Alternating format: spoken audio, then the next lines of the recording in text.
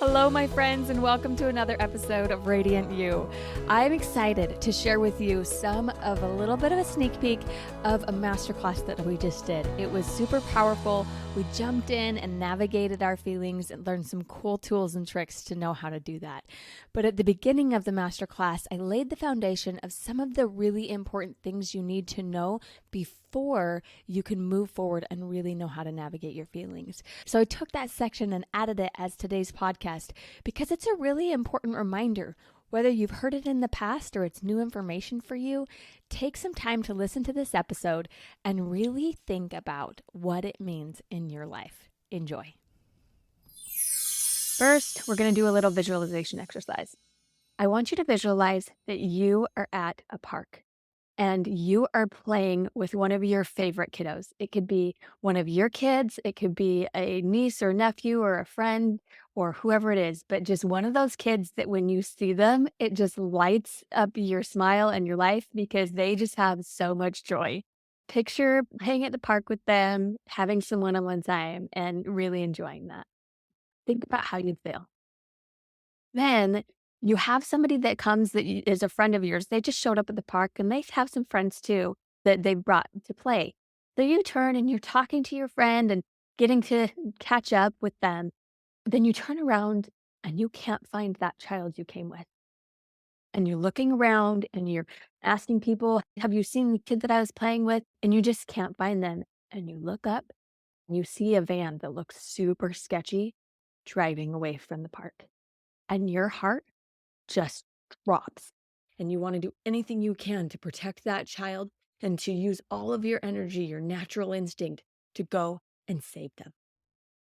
But then you hear something behind you and you turn around and feel so relieved because that sweet child is right behind you.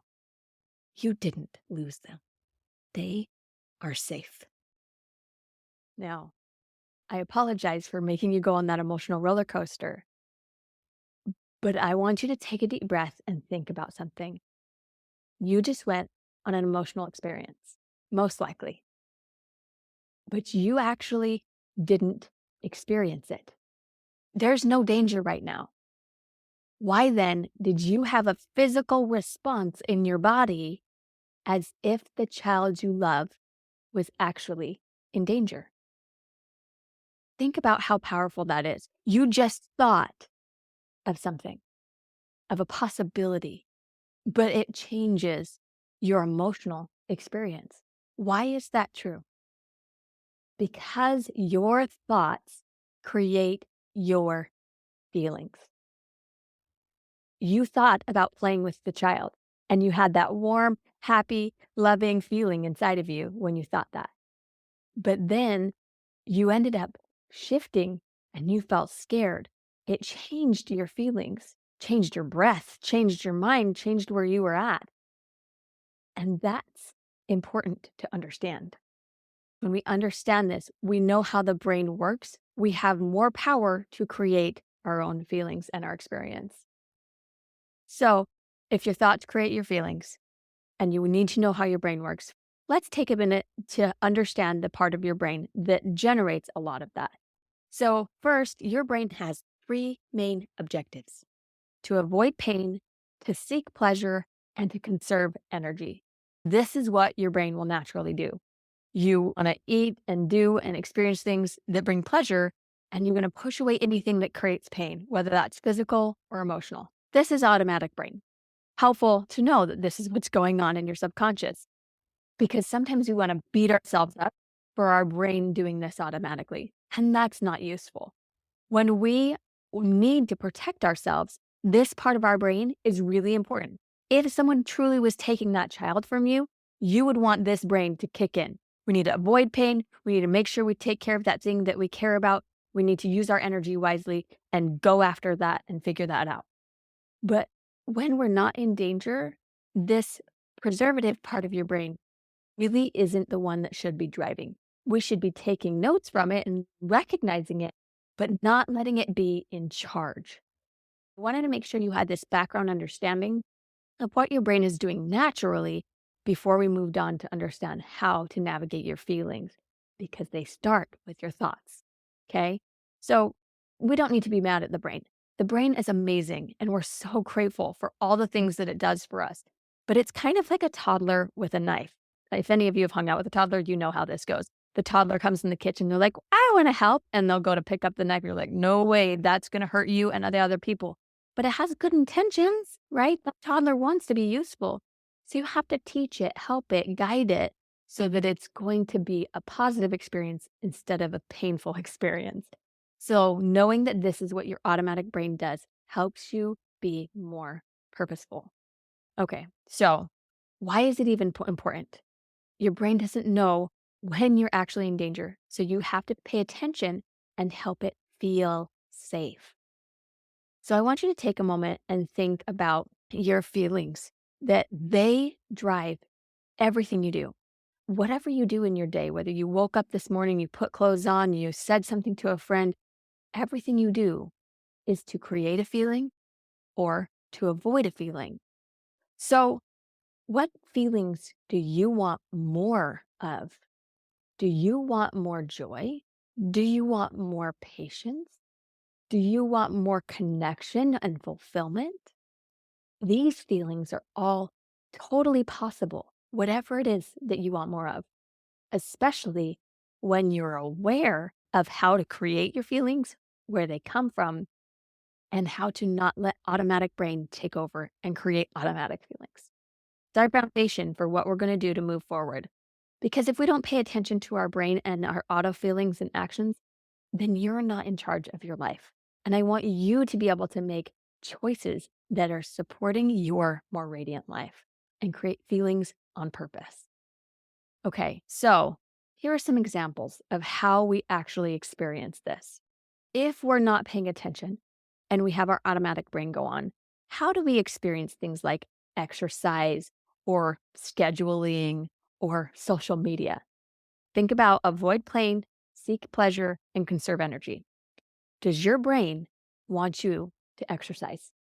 Let's see. Painful during and after? Yes. Pleasurable? Maybe a little bit, but I'm not going to remember that if I'm automatic brain until afterwards. Conserving energy takes way more energy than I want to put in. So, nope, we're going to pass on that, right? And then we sit and beat ourselves up because we're like, I don't want to exercise. I don't have any motivation to exercise. I'll give you a hack on that in a minute. So, how about scheduling? This is one of the things with time management, right? We're like, oh, I'm going to do this. And then we don't, or we don't follow through.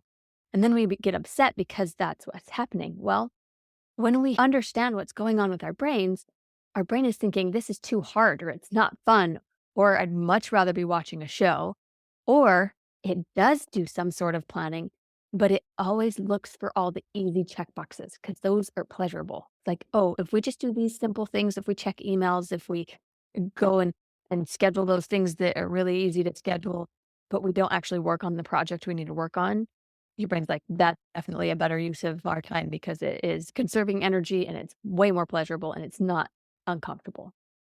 How about social media? That's going to be a really easy check all the boxes for your brain. The auto brain loves social media. But unfortunately, when we let our auto brain avoid exercise, don't have good time management, and just check out on things like social media, how do we feel afterwards? Afterwards, we feel awful. We don't feel good about letting our auto brain do whatever it thinks is the easiest route with less resistance. So we want to make sure that we are not letting our auto brain say, this is what we're going to be doing. We want to do it on purpose. So, what feelings are you allowing to drive your actions? The automatic ones or the ones on purpose? Navigating your feelings, understanding what you're feeling and why it's driving you is the money that makes the difference in changing and creating your life. Here's the good news. Good news number one, your experience with struggling through some of the examples I shared or anything else in your life is totally normal. So it's not something you need to beat yourself up for. And understanding that part of your brain helps you have more self-compassion. When you have those pulls, because we all do, that we can see it for what it is. Oh, that's just my natural brain. It's doing its job. It's trying to be useful. I don't need to beat myself up. And that's only part of your brain. The other part of your brain honors your values, knows what you want, has more connection to your spirit, is proactive.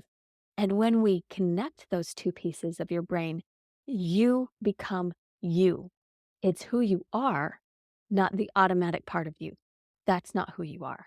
That's the good news, is that that's only one part of your brain. And then when you clean it up, you're able to have more access to you. When you understand how thoughts and feelings work, then you can stop trying to change all of your actions and recognize that you can break those cycles and lead to what you actually want to create. Okay, so now that you have the good news, let's do a visual of what this looks like. This is the cycle. You have your thoughts that create your feelings, that create your actions. And then you have thoughts about those actions that then go through to create more feelings and more actions. And we have this cycle that goes on and on and on, thought, feeling, action, thought, feeling, action. And we get stuck here sometimes, right? But when you want to break your cycles, you need to first be aware of them. Recognizing your current cycle will allow you to create a new cycle. So where's the easiest place to recognize that? Your feelings. We have 60,000 thoughts a day on average, and we cannot recognize all those thoughts. But those thoughts, like I said, will create feelings.